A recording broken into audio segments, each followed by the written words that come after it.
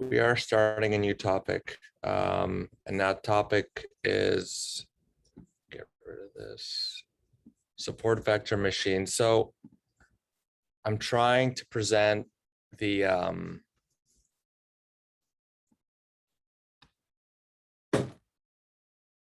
think I did everything. Share screen, record. I think I let everyone in. Okay.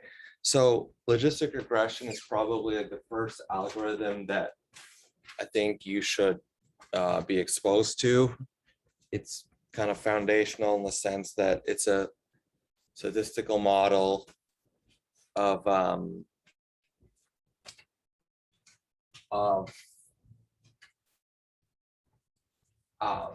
the posterior probability of some feature vector belonging to one of your two classes. So this is not what I wanted to. So support vector machines are a little bit different because they, first of all, it's a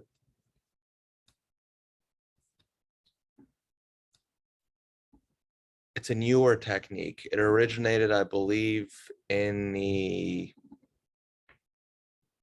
mid-90s.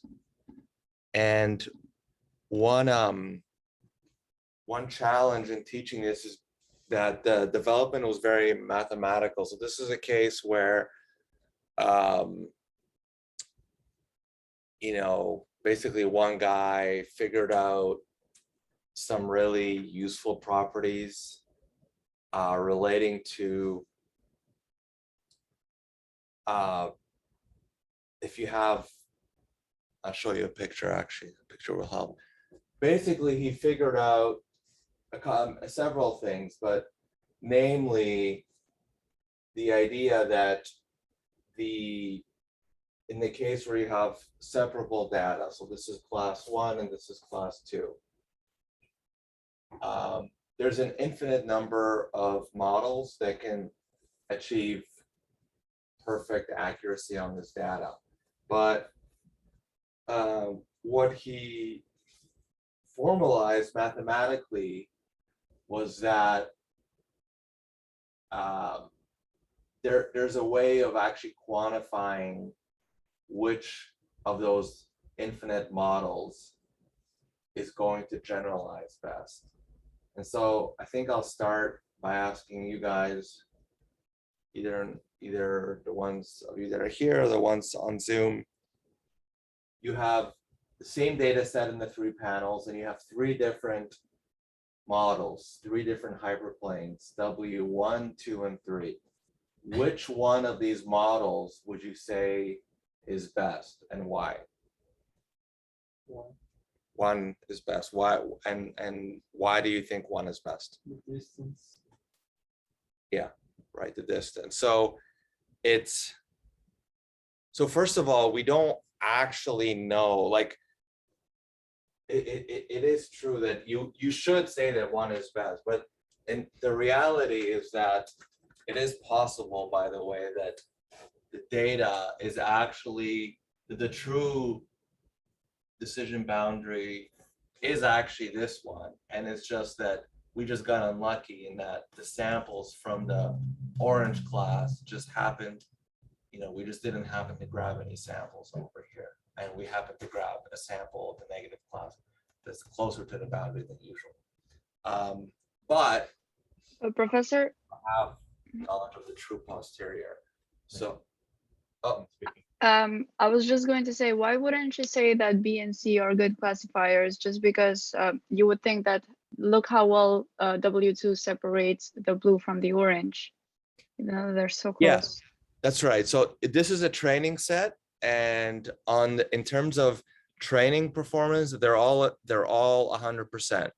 They all give you I see. ideal performance. So the idea here, and like I said, until we see the test set, we don't know what's best. However, a priori, the idea behind support vector machines is that the distance, you want to pick the one that is as far away from the points as possible. So as far away from the points that are closest to the boundary, if that makes I sense. see.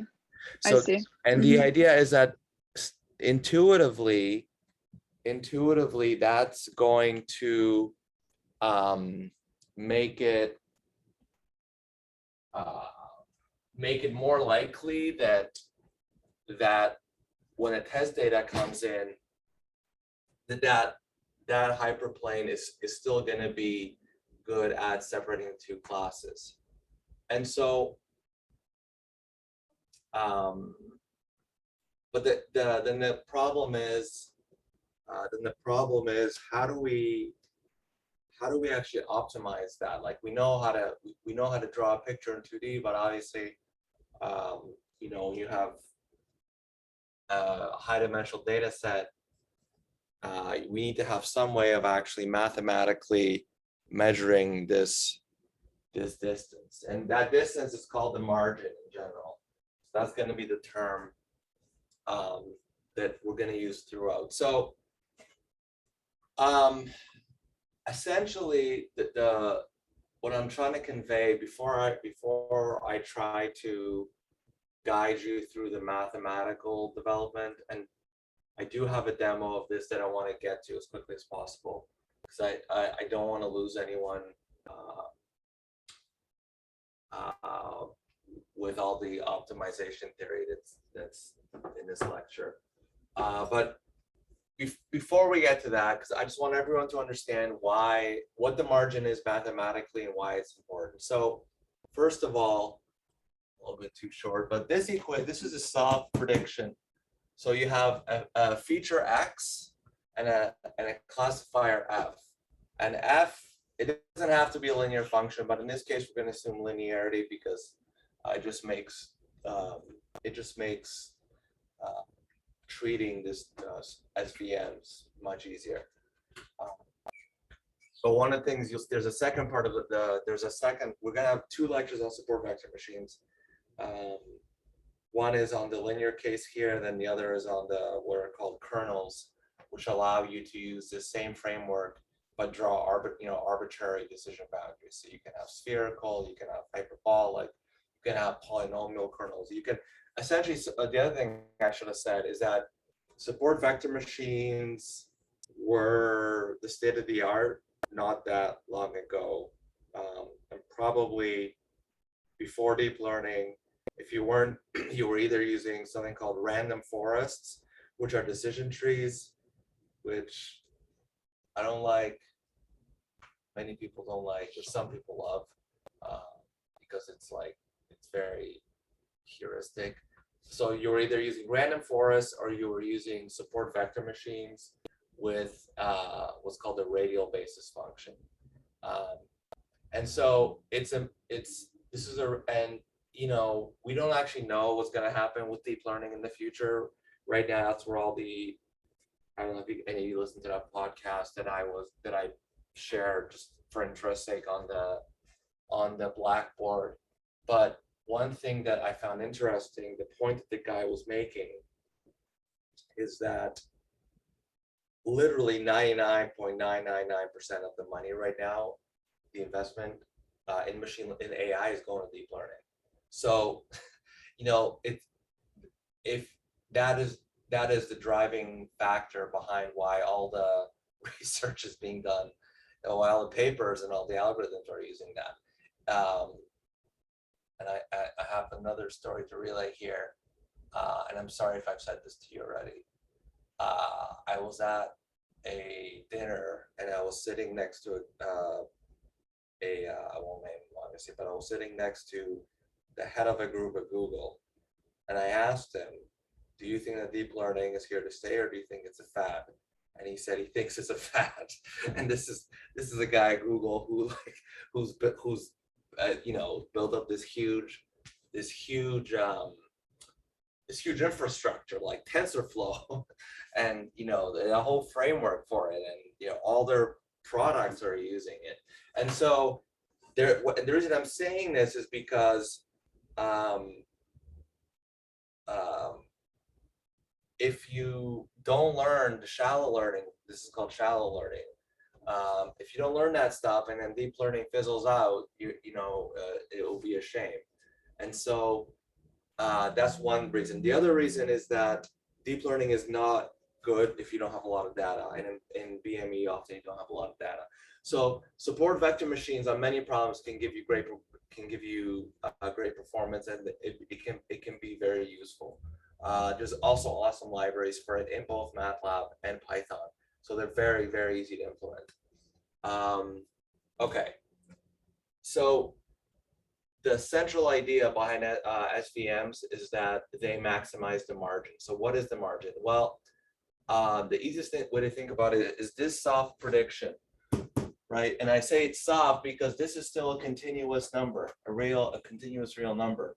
It has not yet been discretized into our prediction of the label. So we're going to go back and forth in this course between whether the labels are 0 and 1 or 1 and -1. For support vector machines, we need to have the 1, -1, just because the algebra doesn't work with 0 as being one of the labels.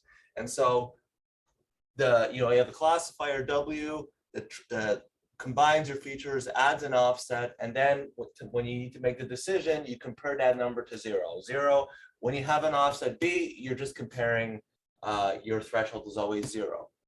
The reason you put that B so that you don't actually have to have B could be on the other side, B could be the threshold, right? But it's just, if you bundle B in with a classifier W, then we can have this universal threshold of 0, which is just convenient.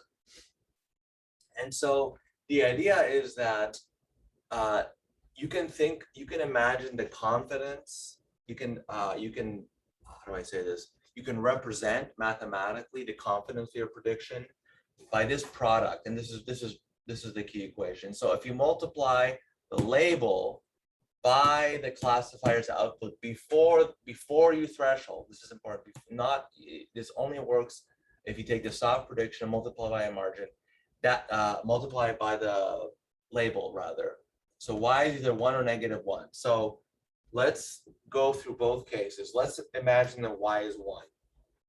When y is 1, then we want, for us to be correct, W transpose X plus B has to be bigger than 0. And as long as W transpose X plus B is bigger than 0, then y hat is equal to y, which is equal to 1. So we're correct. However, we don't just want to be correct. We want to be really confidently correct. In other words, we want our soft prediction to be very positive. So we want to be sure that we're nowhere near the boundary. We want all our predictions to be correct and confidently correct, if I could say that. And so the other case is if y is 1, for example, if this is a malignant cancer and your soft prediction is negative, then you've made an error, right? So there's two things about this that are important. One is that the sign of that product indicates whether you're correct or not. So if that product is negative, you've made an error. If it's positive, your prediction is correct. But the magnitude is really the important thing. So what support vector machines do is they try to basically maximize the confidence by making the margin, making our product as large as possible. And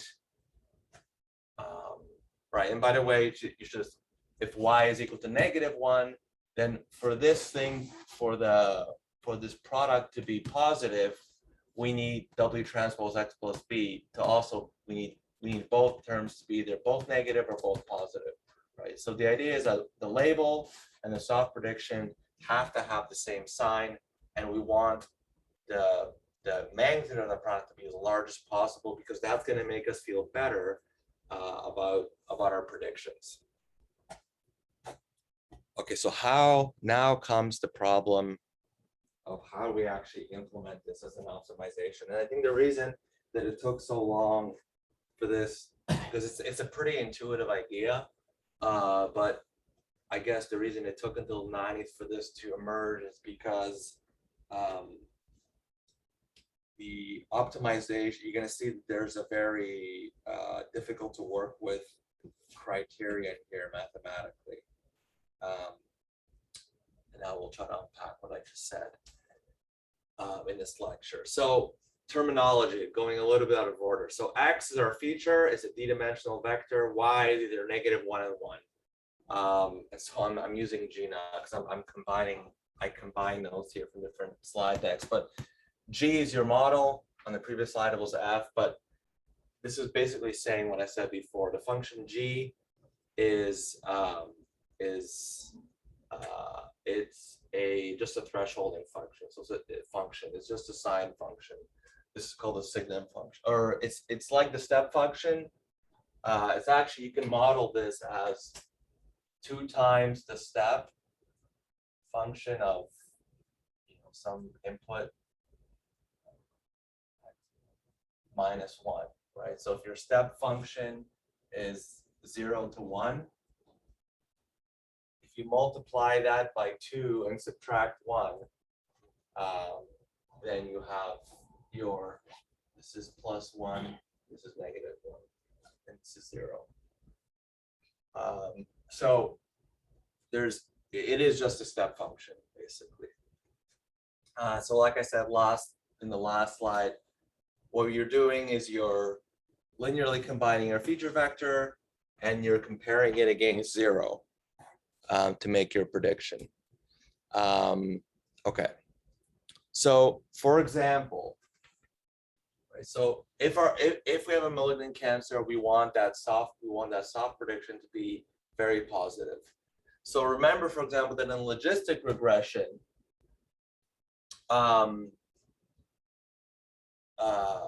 we were what the logistic regression was capturing is a probability, and so one way of thinking about confidence is that you are confident if your model is confident if it assigns a very high probability to its prediction. So a malignant cancer could have a posterior probability of 0.51 or 0.99. The outcome is the same, but the confidence is very different. And so statistically, confidence may be equated with a high probability.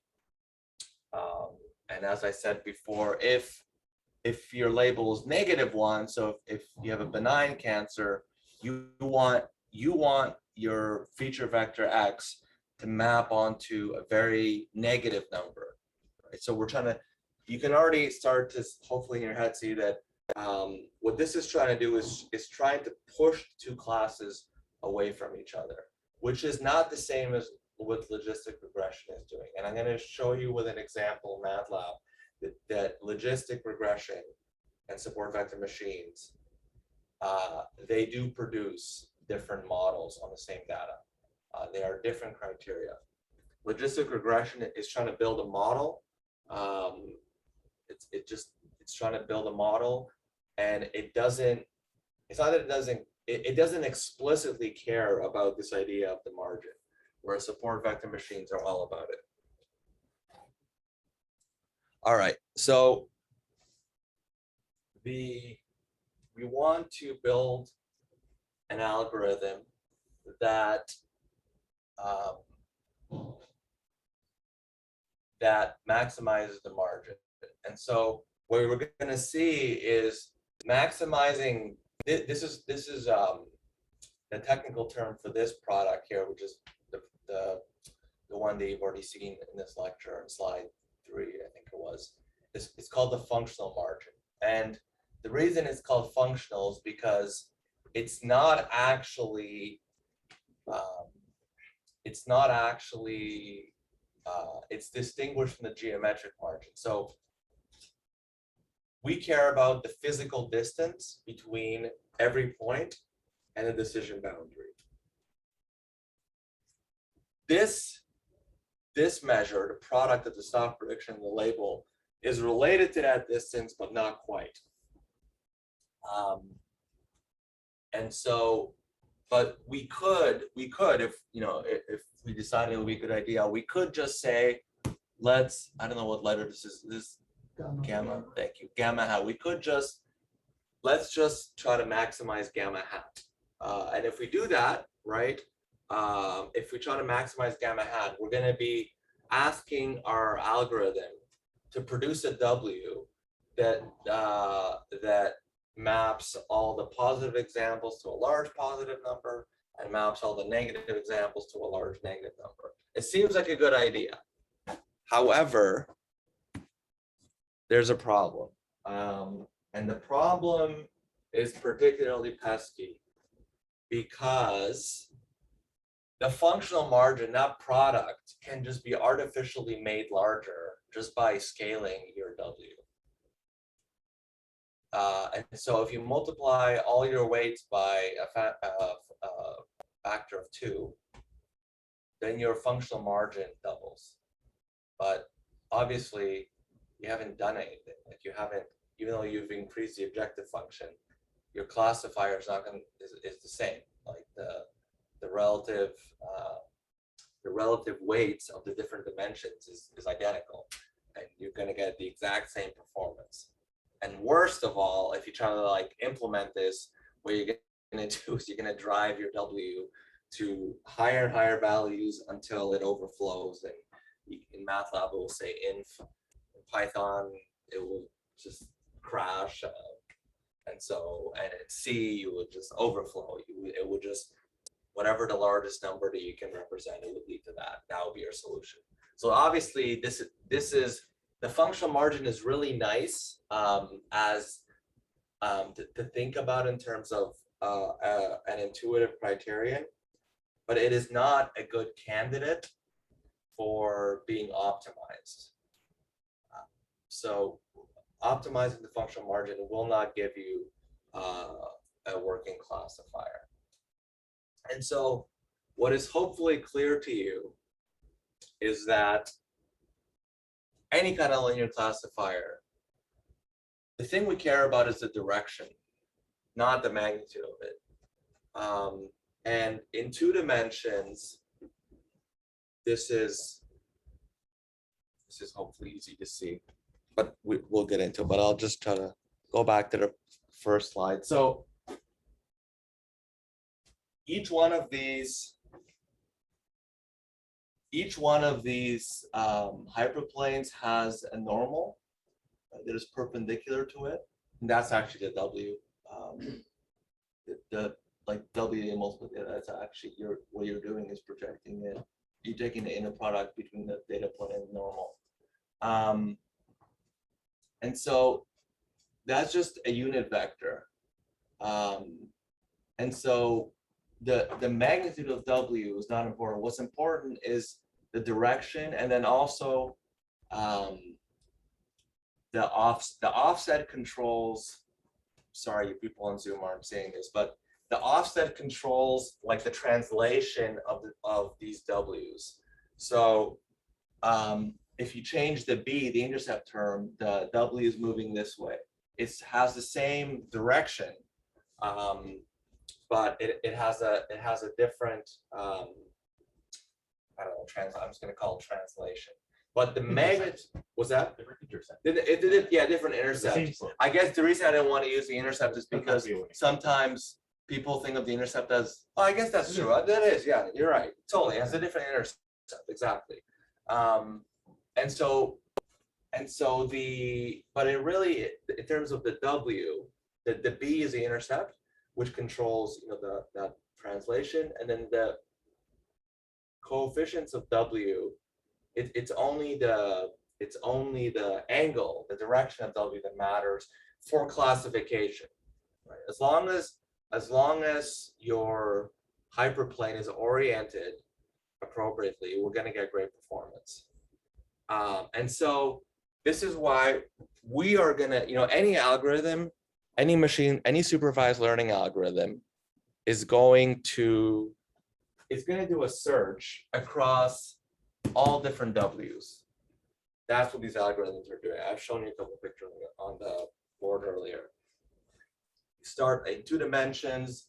If you have 2 dimensions, you have W1, And W2, you put down some random guess. It's usually something close to 0. You evaluate your objective function. You add the gradient. You move, blah, blah, and then hopefully you get to the bottom of the hill. And so the idea is that you in doing that search in all the possible W's, you should be changing directions. You should never the next step should modify the direction. Otherwise, you're not changing the performance of the resulting classifier. And so what is consequential to the goodness of the classifier is the direction of W. And so we have to somehow tell the algorithm that we care about the direction of W and not the magnitude. Okay, so we've talked about that Zoom. Okay, so we've talked about functional margins. Now we're going to introduce geometric margins. So geometric margin is a thing that we really care about because it is physically the Euclidean distance between your points in the decision plane.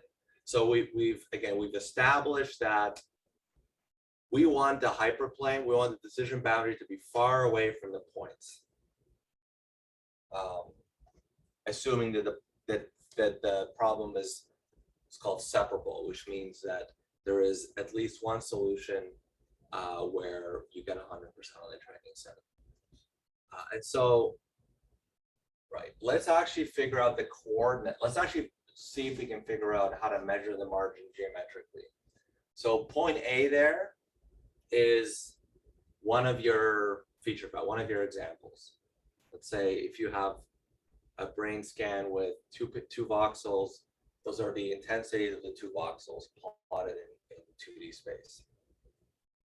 And then B denotes, this is important, B is the point on the decision on the hyperplane that is closest to A. In other words, it's if you put down a line from A to the hyperplane, that is perpendicular to it, that's the point. That's point B. And so the length of the segment from A to B is called, we were seeing my screen before. The length of the line segment from A to B is called the geometric margin. And we want this to be large for all examples in our training set. So now we're going to call gamma without the hat, gamma n, for example, and we're going to call that the geometric margin.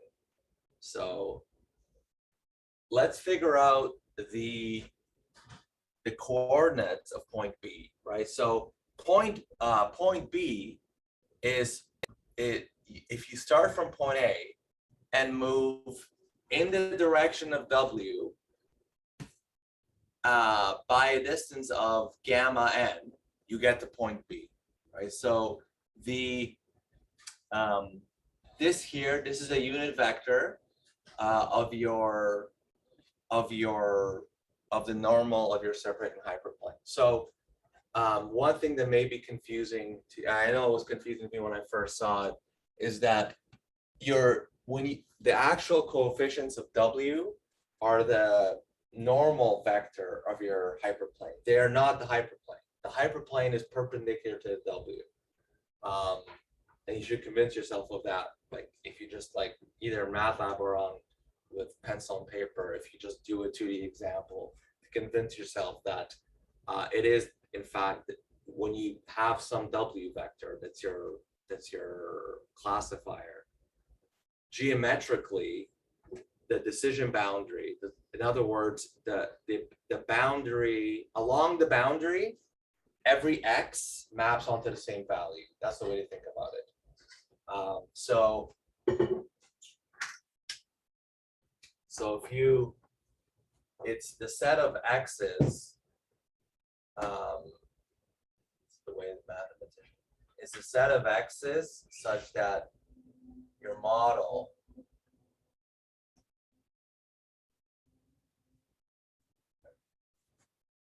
So gamma is positive or negative, or sorry. this is a it's yeah. So gamma is always positive.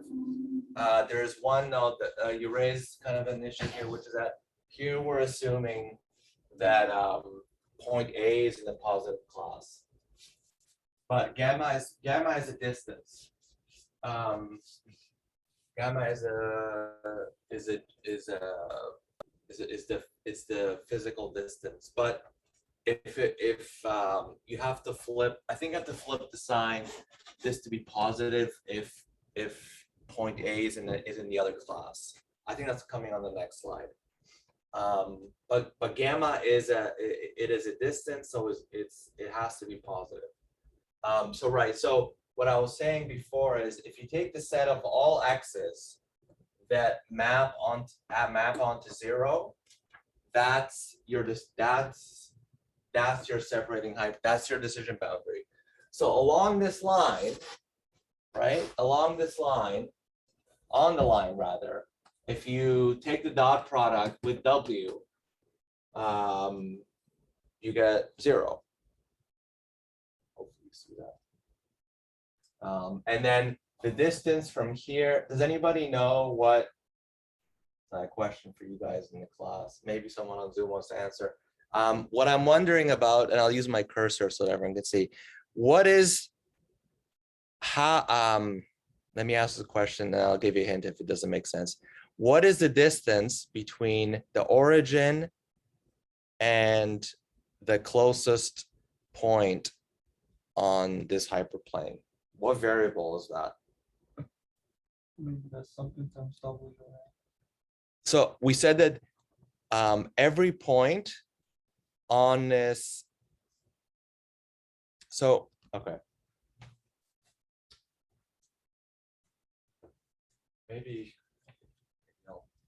So if I do stop share, will they see the board? I think they will, right?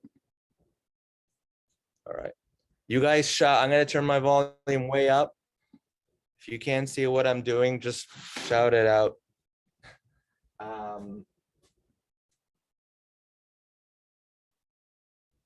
I'm not the active window, which worries me.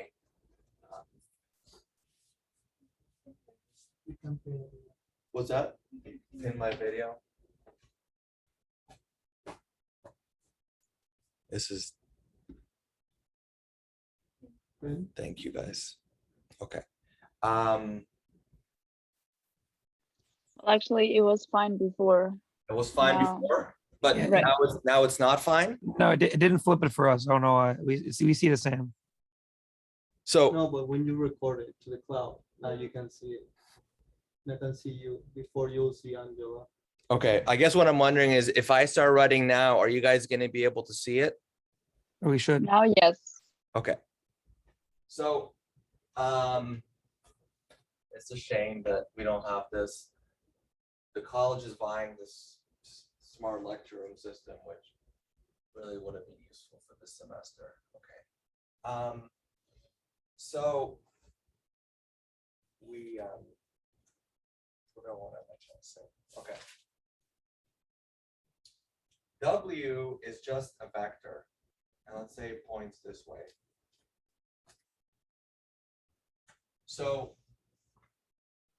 every point that, if I draw contours this way, right? Every point on one of these contours, evaluated, if you project any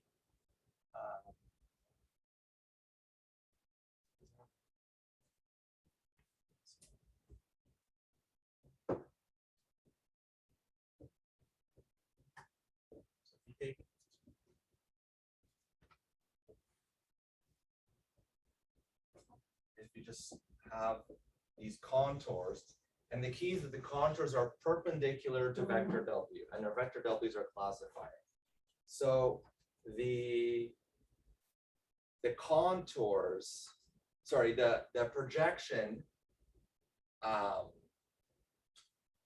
the projection of,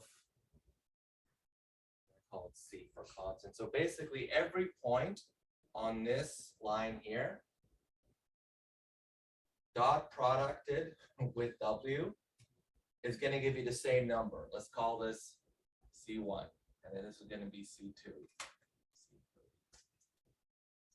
C0. And so let's say that our positive examples are here, here, and our negative examples are here. So we're gonna put down, let's say, we're gonna use this as our maximum margin hyperplane. And what I was trying to get at is that for the only difference between this plane and these is that it's that intercept. So it's the value B is the distance from here to here. And so this hyperplane is just specified by this direction vector W and the intercept B. And so everything that's on that line is, it's a X in two-dimensional space such that W transpose X plus B is equal to 0. It'll be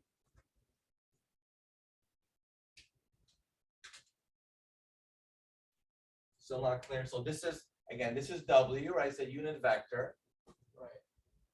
And then, but Wait, W over W or just W? W over there. yeah, it's the same. I'm assuming it's a unit vector. All right. That's because you said the magnitude doesn't matter. What you've drawn this Yeah. magnitude matters a lot.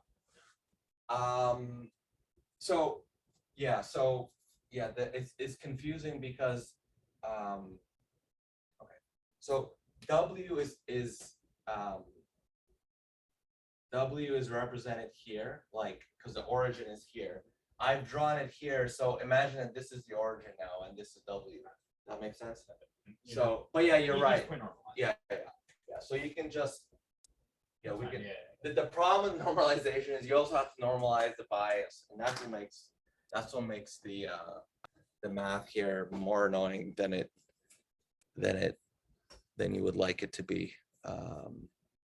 But the idea is what I'm trying to convey here is, please don't show my tax return preview. Okay.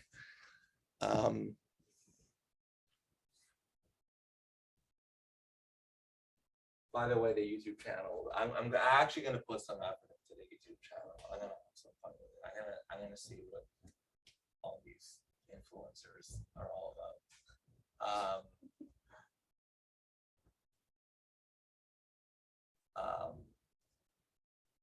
I think that one aspect of like I've seen what the ASU online platform looks like. One thing they really do well is that they really segment everything out. Like I've been blathering now for 45 minutes or whatever, that you would never do that. Like the ASU, and they have engineering programs on there. And like everything is given to you in like these bite-sized chunks. So it's like a, I don't know, 15-minute lecture. But at this point, we would have been three videos in. And this is the way that the Harvard I forget what their HMX program is also. It's very, very digestible. And I think that's probably what, if City College had a ton of money, I wouldn't. But now maybe they'll get it with this new budget. But I would urge them to give every faculty member like one semester off from teaching, just to like do that for their courses, because it would just, we could just be here discussing all the things they didn't understand when you saw those clips, instead of having to digest everything in real time in an hour and 15 minutes. But anyhow, I digest.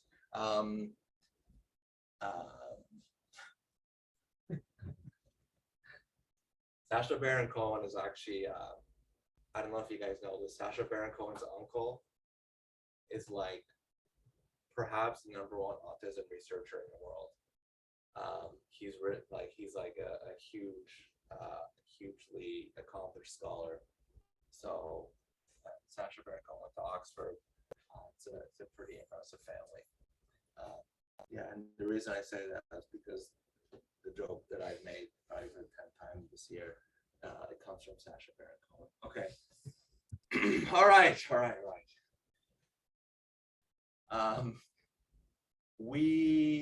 So we're interested in understanding geometrically where that point B. So we said that these are the coordinates of point B, and we know that that point has to map to a 0 value, right? Because anything that's on the boundary has to evaluate to 0. That's the definition of the boundary. And so if you put in the coordinates of X into, substituted into the equation for the soft prediction, and then you rearrange, you get that your geometric, and this is why I didn't want to write it here on the board, because the scaling by the W has to also be applied to the intercept. But now we have an expression for the geometric margin. So this is important because now we know that this is what we want to maximize.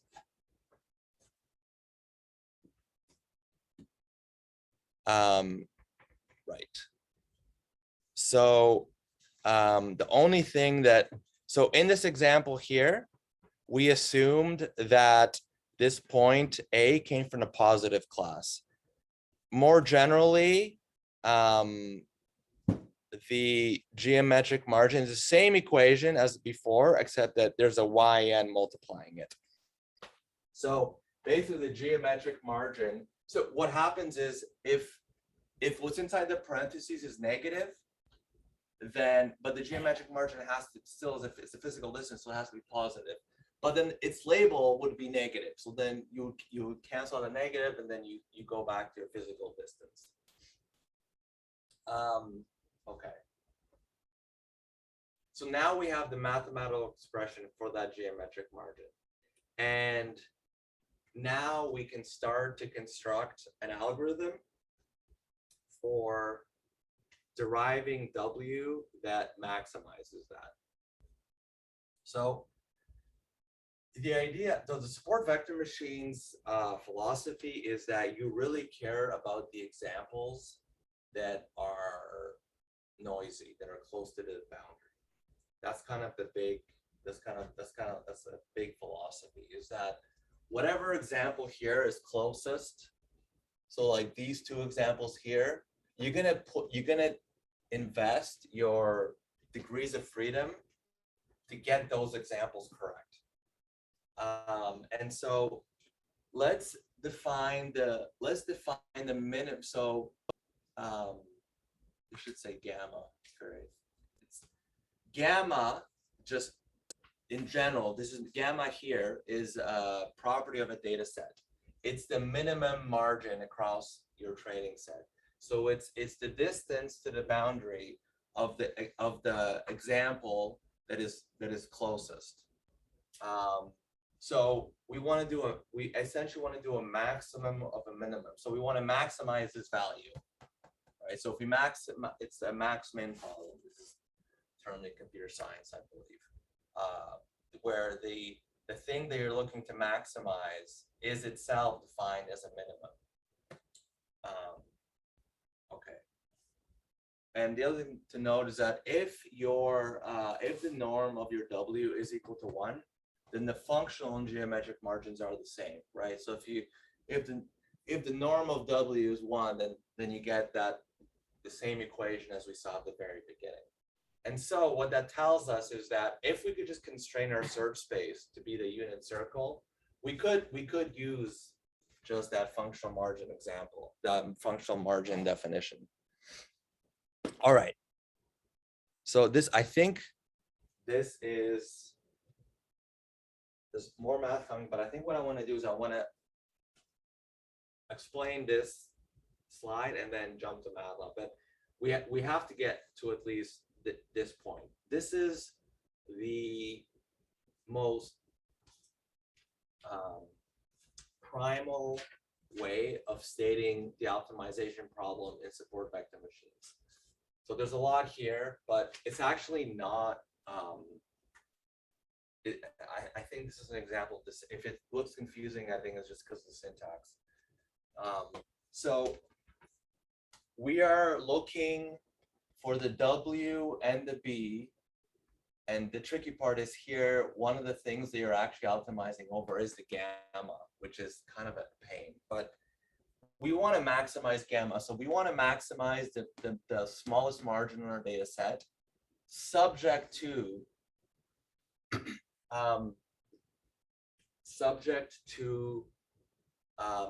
predicting all of our examples correctly.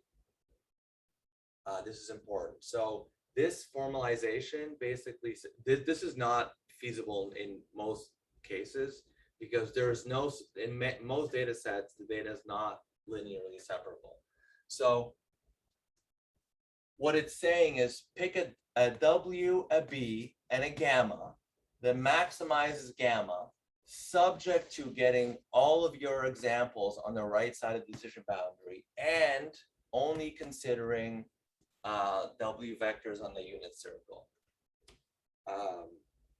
So it should not be difficult to see that this is extremely hard to actually, this would be very hard to implement for many reasons. Number one is that in this picture that I had earlier with the contours, if you're trying to get to the bottom of the hill, well, now you're only allowing yourself, you know, to be on the unit circle, and so you can't get to the bottom of the hill, and worse, you can't use gradient descent because gradient descent will take you away from the unit circle. And so this constraint, the unit norm constraint, is a huge problem, or at least it was in the 90s. Now there are some really sophisticated algorithms that MATLAB out of the box lets you do this. But even with that, it's not clear that you would want to formulate it like this. Because there's an explicit assumption here that your data is separable, and that's not always going to be true. So in other words, on most data sets, there will be no solution to this problem because there's not going to be a single W that will satisfy the criteria, the constraint on the middle line. So this constraint will not be satisfied if you have just one example that is, you know, that is on the wrong side of the margin. Right. And so this is, I'm presenting this just to give you a flavor of what support vector machines are doing. Support vector machines are basically trying to solve this, but by formulating it in slightly different ways. And let me actually, I changed my mind. I'm going to continue because we have to get through it. I might as well do it. Right. So, so let's recast the problem. So basically what the mathematicians did is they found a way to solve the problem on the previous slide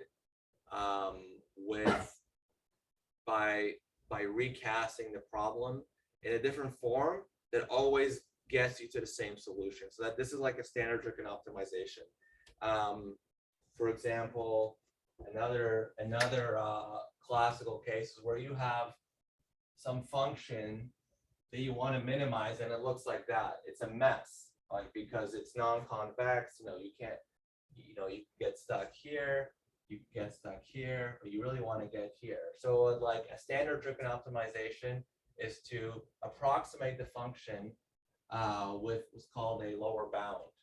So if you have a lower bound, and then you minimize the lower bound, and then if you pick your lower bound right, you'll get to the bottom. So there's all these tricks in optimization where you want to minimize some function, but it's hard to do, it's impractical to do. So you minimize a surrogate of it. So that's what these are. These are like surrogates of the initial function.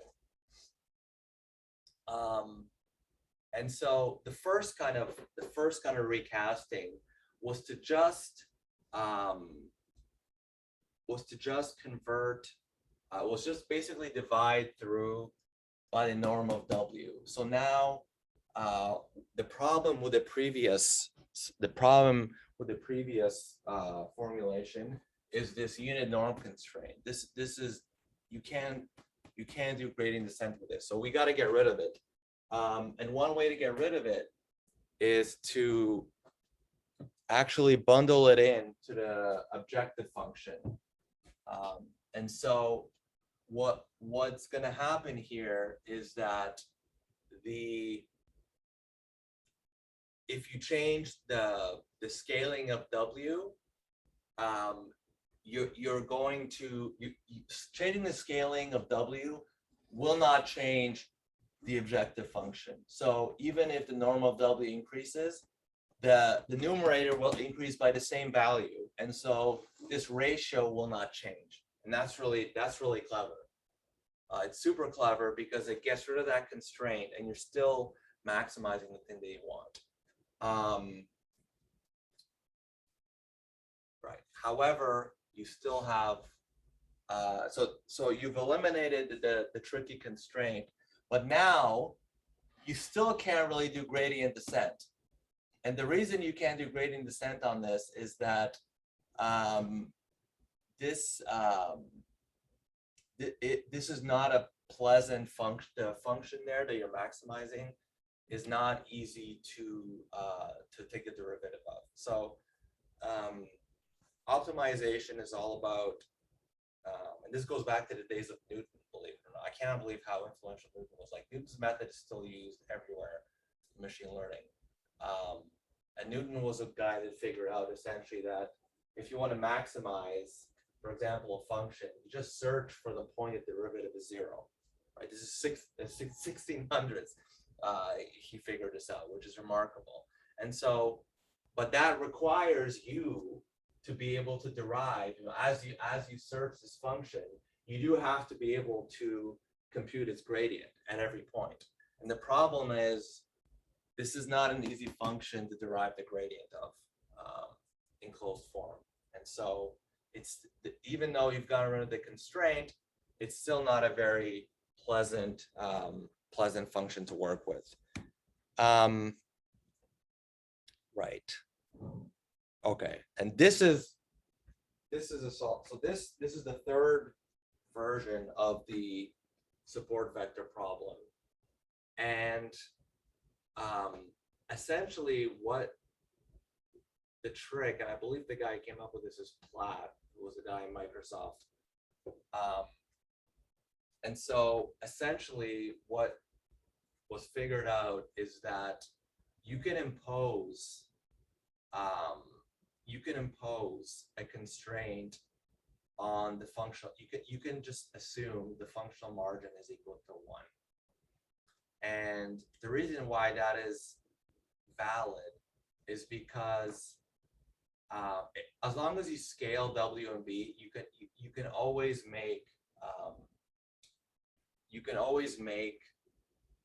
if you go back to the definition of functional margin, go all the way back. Right. So remember, all we care about is the direction of W. And so given some direction of W, it is not hard to come up with the corresponding magnitude to make this equal to 1. Okay, so this is given some X and some Y, and you can always pick the coefficients of W and B such that gamma hat is equal to 1. Without changing the direction of W, which is all we care about. So that's the key insight here, is that we can just assume that the functional margin is equal to 1. And that's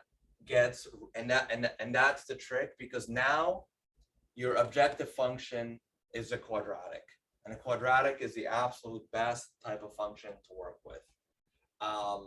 And this is the brilliant insight behind support vector machines, is that maximizing the margin is equivalent to minimizing this quadratic subject to this. When I saw this, I'm like, how in the world did they stick in that 1 here? Well, the 1 comes from that. You can make this 1, you can make this 2, you can make this whatever you want, actually, and this will still give you the same answer. So what we've turned that really difficult problem of maximizing the geometric margin into a much easier problem to work with, which is just minimize a quadratic. So if you just have a bowl that's convex, and all you have to do is get to the bottom of it, subject to, I'm going to switch to the board quickly, and then I'm going to try to really speed through the next 7 minutes.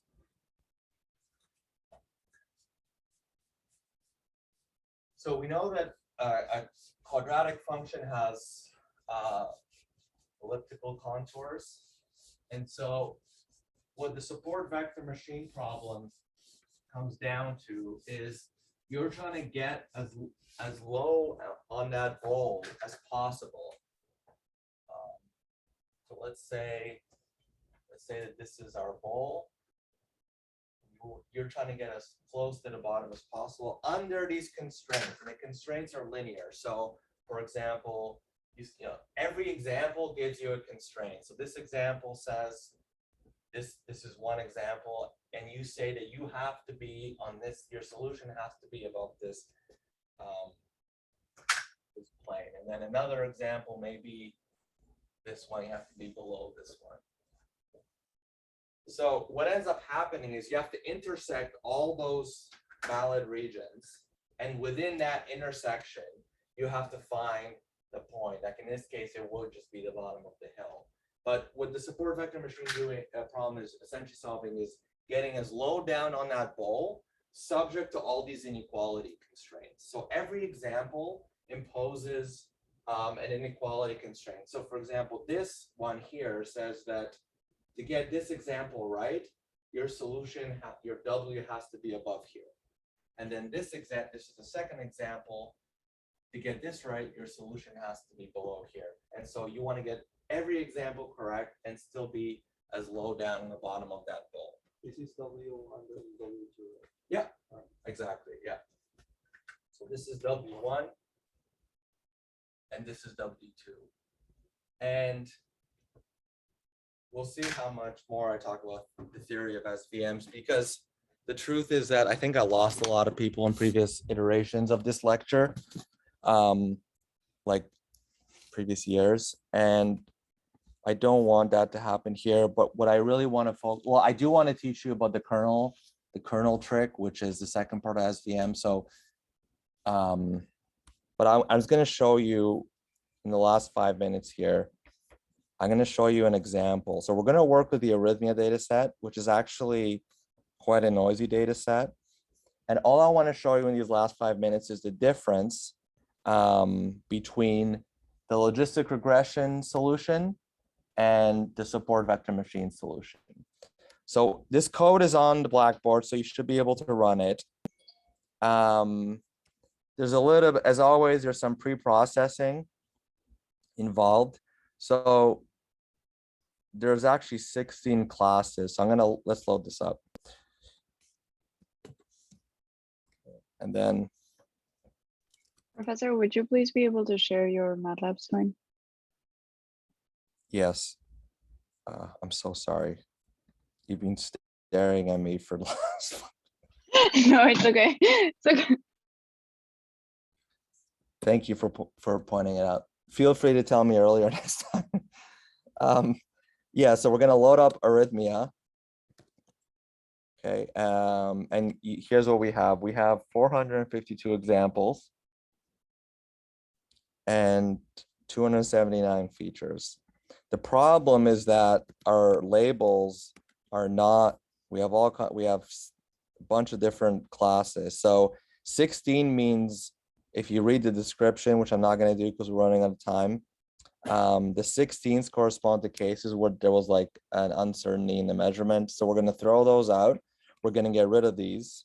And the other thing we're going to do is we're going to convert, as last time, we're going to convert everything into either a healthy ECG or some sort of arrhythmia. So anything that's not 1 is not, so 2 to 15 means irregular. And so I'm doing that to make this into a binary classification problem. And then, because I want to be able to show you guys the decision boundary, I'm going to just take 2 features because I can only plot something in 2 dimensions. So I'm just going to take feature 7 and 8 for this problem. Oh, what? Yes. Okay, so now the size of X should be 2-dimensional. So we have 430 examples and 430 labels. So we lost a bunch of data because of those faulty measurements that they made. Now here's a trick that I'm doing because this data is not separable as it comes in. But what I'm going to do is I'm going to artificially make it separable. So I'm going to add huge numbers to the data of one class. And I'm obviously going to run it both ways in the demo. But to make this, to show you how the SVM really does give you the maximum margin, I'm going to just artificially create separation between the classes by adding 200 to all the positive examples. And I'm going to run and I'm going to explain this next class. But what I wanted to show you here is the difference. So this is now our data with this artificial. So this is feature 1. Someone's had enough. This is feature 1. This is feature 2. And you see that the classes are nicely separated. And I've trained in this code, I've trained 2 models, a logistic model and an SVM model. And I was relieved and pleasantly surprised that it actually does, the logistic really is different from the SVM. Like the angle of this line is very different. And you do see that the margin is larger for the SVM model. And although I would argue I could, yeah, you know, what's interesting is that the separation between the classes, it's interesting. No, they're both dimensions. Yeah, I don't know. You have to fix for labels for the future color labels. What do you mean? It says logistic is 1 sample instead of telling. Oh, oops. Thank you. I'll fix that right now. Yeah. Thank you. That's should do it. Right. So now you have the 2. Sorry, maybe that, hopefully this will, I mean, to me, it does look like there is a larger margin for the SVM boundary.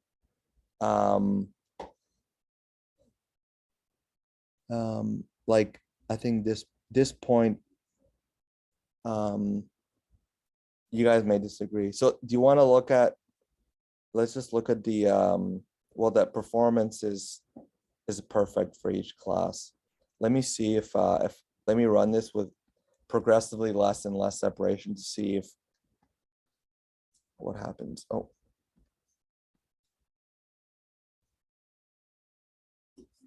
let's see, look at that, they're very similar. Let's see what gave better accuracy. Logistic regression, there you go. And if you take it away, if you take away the, I'll show you this data set is quite noisy. So here you go. Oh, maybe not.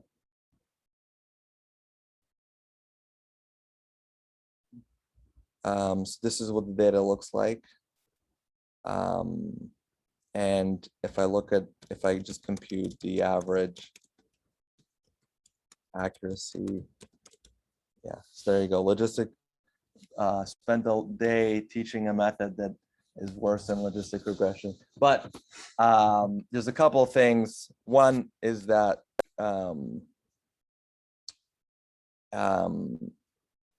we're using the most vanilla flavor of SVMs here, which are the linear kernels, which people don't usually use. And we haven't regularized anything.